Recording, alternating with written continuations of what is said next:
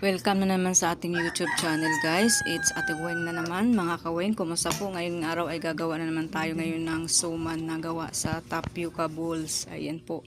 So ang kailangan lang natin ay kasaba, no? Kasaba. Suman din ito, kumbaga suman kasaba din ang gagawin natin. So kailangan lang natin kasaba na 1/2 kilo, and then yung ating gata, 1/2 cup coconut milk, and then yung ating sugar, 1 cup, no, and then a pinch of vanilla, konting vanilla pampabango lang, and then yung ating condensed milk, 6 na kutsara, at yung konting asin para mabalance yung lasa mga kawing.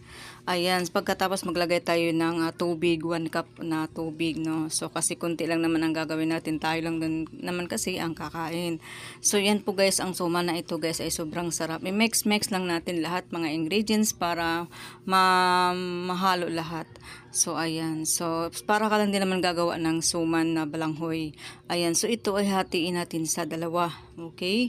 Para lalagyan natin ng mga tapioca. Ayan, tapioca balls. Ayan. So itong isa guys, maglagay tayo ng tapioca. Ito pong tapioca na ito ay 1/2 cup lang. Ito po ay may kulay na, no. So yung mga maliliit lang na tapioca balls. Ito naman din yung ating red na tapioca. So 1/2 cup lang ilalagay natin, ganun. So mix lang natin, mix hanggang sa mahalo lahat.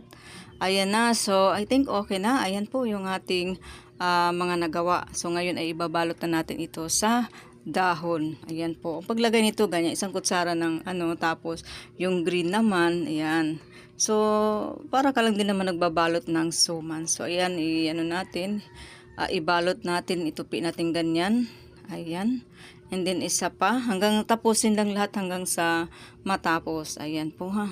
Kasi ang pagkain na ito guys, ang kakanin na ito ay sobrang sarap guys. Ayan po. Ay pagkatapos ito guys, i-steam na natin, no, 30 minutes o hanggang maluto po itong ating suman. Kumbaga suman balanghoy lang siya pero nilagyan natin ng twist. Ayan. So ito na po yung hitsura niya mga kaweng. Ayan, ang ganda. O diba?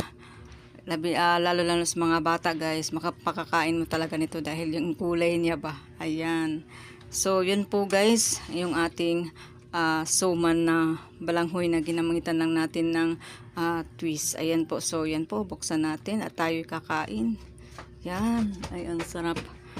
Ang sarap naman nito mga kaweng. Subukan nyo ito mga kaweng dahil sobrang sarap nitong kakanin na ito. Suman na ito guys.